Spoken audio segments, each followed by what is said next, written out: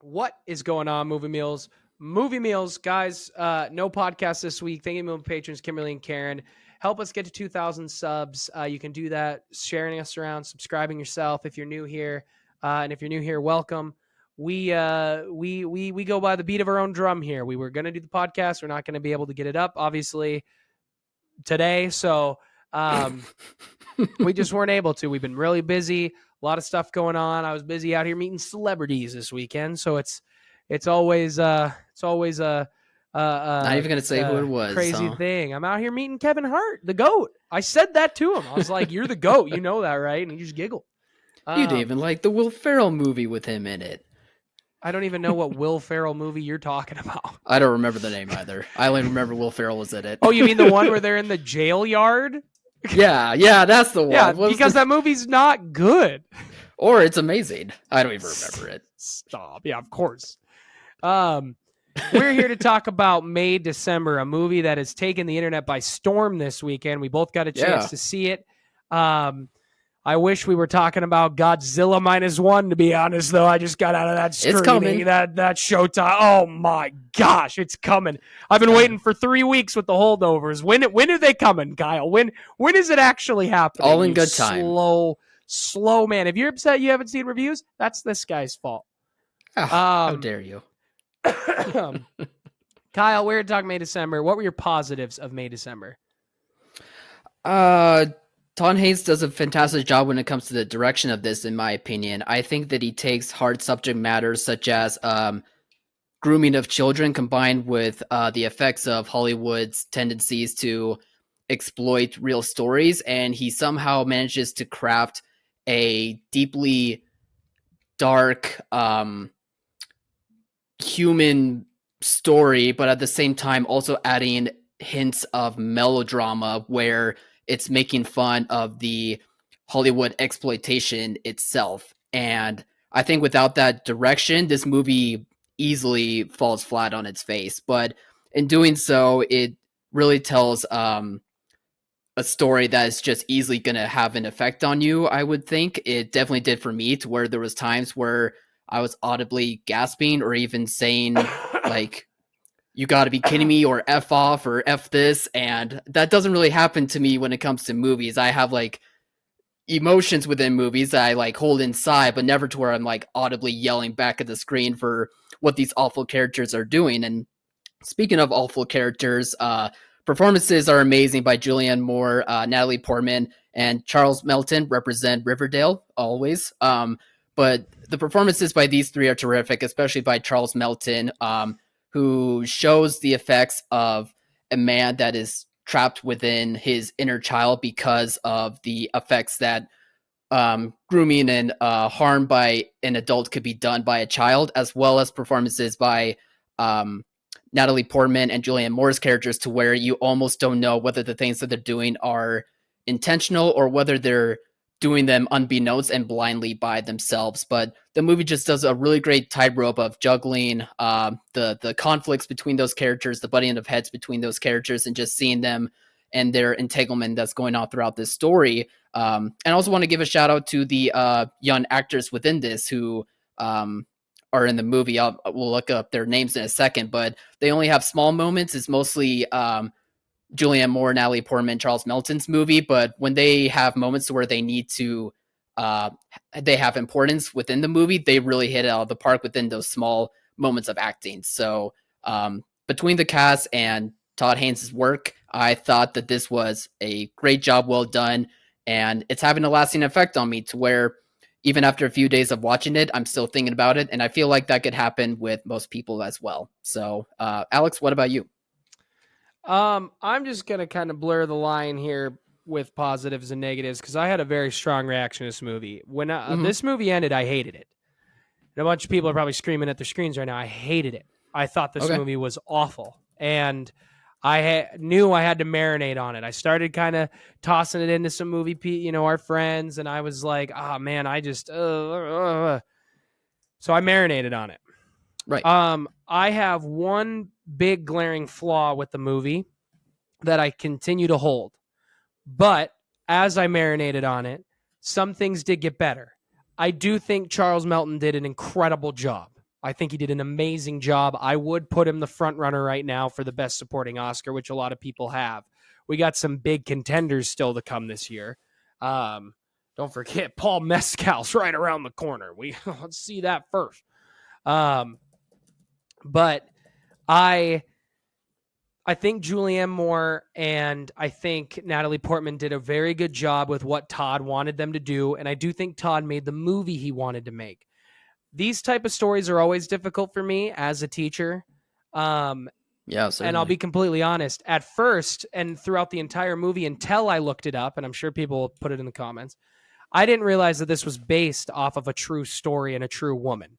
I had no idea. I don't remember it saying that in the movie, and if it did, I just missed it. Might have just turned my head at the wrong time if it said that at the beginning based on a true story or something. Did it?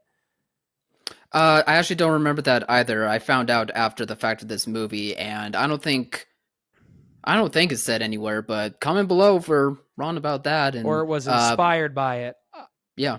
I thought throughout the entire movie that the writer of this movie was trying to make the child a seventh grader just for shock value. So when I start thinking that throughout this movie, it put a sour taste in my mouth because I felt that Todd and whoever the writer was, which we should give them their props here, with Sammy Birch and Alex Mechanic, I think is how you would say that. And they're very good writers. I ended up enjoying the script a lot more than I thought. This was just initially. But initially I was like, this is terrible. Finding out it's based on something true, and they loosely based it off of this true story. Okay, makes me feel a little better. But my biggest glaring flaw with the movie, and I do end up thinking it is a good movie. I think it is good, and I do understand where people are coming from. I think Charles carries it. I think he carries the movie on his back. I think Julianne and Natalie are always great, but I would not put either of these movies anywhere, this performance anywhere close to their best performances. Like a Black Swan. What that movie with, what was the name of that movie with Julianne Moore and Kristen Stewart, where everybody was like, oh, Kristen Stewart is really talented. Oh, was that Personal Shopper? Yeah. Personal Shopper. Was it that one? No. Oh, no, Still Alice. That's what you're talking about. Still Alice. Still Alice. Yeah. Still Alice was excellent. Like, I wouldn't put this anywhere close to that. Okay. Not even close. You keep saying okay to all this stuff, my guy. I'm sorry. I'm just reacting.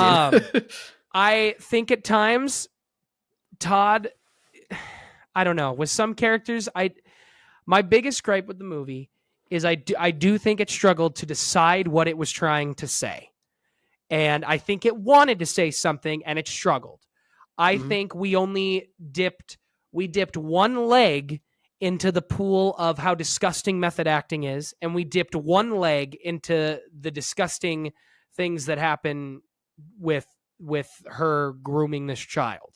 I don't think we fully develop it. We probably dip a little bit more into the child stuff, which is why Charles is able to get... I mean, Charles at the end of the movie, I remember I said out loud, oh, he just saved this movie. Because the end scenes where he finally does some stuff saves it. This movie is... I don't fully understand why it's getting as much praise as it is. I don't think it is a transcendingly great movie. If it wins a bunch of awards, I get that. I get nominations. I don't get wins. Outside of Charles, I don't think this movie deserves many other wins besides that. I mean, it's certainly Julianne Moore and Natalie Portman are very good. Don't take that for granted, but they are not ahead of Lily Gladstone. I saw Maestro. They're not close to Carrie. But Charles right now, I would say, it's him or it's Ken, our boy, Barbie. Let's get back to the land of the good. You know what I mean? No, I'm just kidding. Okay. But that's my biggest gripe. I don't think he truly knew what he wanted to tell. I don't think he did at the end of the day. And I liked Todd Hayes. I liked Carol. I liked this. I have not overwhelmingly loved any of his movies. I think sometimes a slow burn of a character to doing one really weird, gross thing or sad moment of just crying doesn't always work when that's half your movie. You need other things to do that.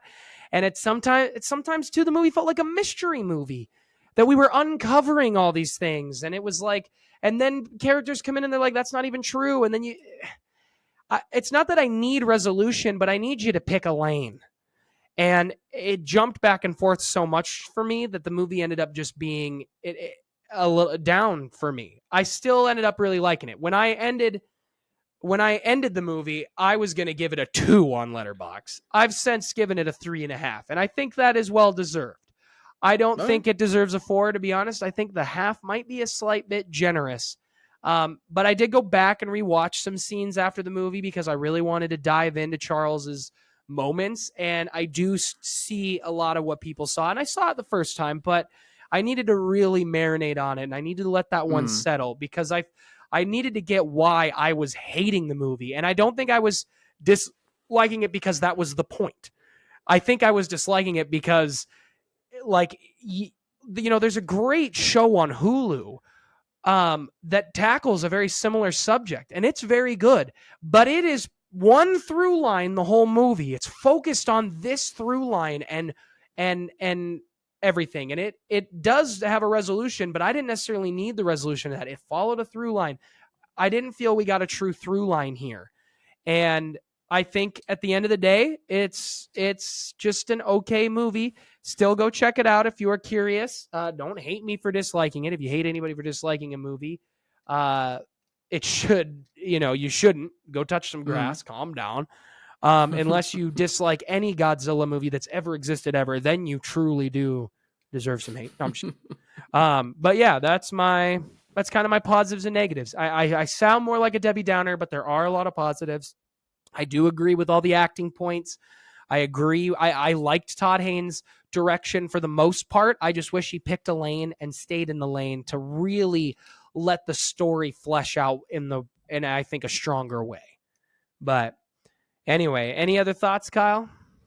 I do want to give a shout out to those young actors, Pipa Kurta, Elizabeth Yu, but I'm not seeing the actor who played the son's name. I'm not seeing him in this list for some reason, or not recognizing the name for whatever reason. So please comment below if you do happen to know his name, because he does deserve not the Gabriel praise. Chung? I don't know. I can't see within the list I have, but that probably could be it. No, that would have been the character's name. Excuse me. No, that is the actor's name. I'm getting everything confused. Yeah, no, okay. That's the young boy. Okay, thank you, Alex. I don't know why on this list I wasn't seeing it. That's weird. Wikipedia, man. Yeah, in terms of my negatives, I would think that the score itself, while it does have its good moments of nuance to it, I also think at times it was a bit too on the nose with the melodramatic side of things for its own good. Sometimes it almost took away from hard-hitting moments a little bit too much, just for the point of the Hollywood-esque making fun of the Hollywood-esque side of things. So I'm not sure if it works all the way for me there, although there are, like I said, good moments of nuance within the score. So besides that, though, no, I still really enjoyed this movie. But Alex, I think you at least articulated very well your thoughts about why this movie doesn't work for you. It's not like your negatives were saying that you were just saying, I don't like it, and that's just why. You actually gave, in my opinion, valid reasons as to why it didn't work for you. And that's the beauty of this medium, is that we can find different things in the same thing we like. So it's cool. Really brown nose in here. I think you did the same thing on the last review. What, brown nosed or just gave good points? You always give good points. That's what we do here. Right back at you. We're the good point meal boys here. You know what I mean? Yeah. All right, guys. What did you think of the movie? Comment below. Let us know. Remember to like, subscribe, and share. And as always, thank you, Moo patrons. Help us get to 2,000. Thanks for watching, Mom. See you guys.